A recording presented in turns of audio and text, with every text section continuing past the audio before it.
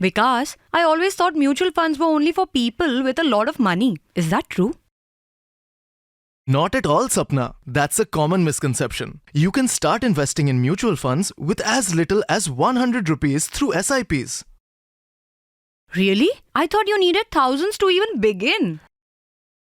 Nope. Mutual funds are designed to make investing accessible. You don't need to be rich. You just need to start. That's reassuring. So it's more about consistency than having a big amount upfront.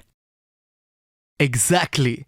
Regular investments, even in small amounts, can potentially grow over time. It's all about building potential wealth step by step.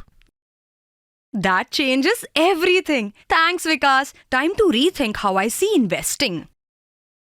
Anytime, Sapna. The sooner you start, the stronger your future becomes. An investor education and awareness initiative of Nippon India Mutual Fund.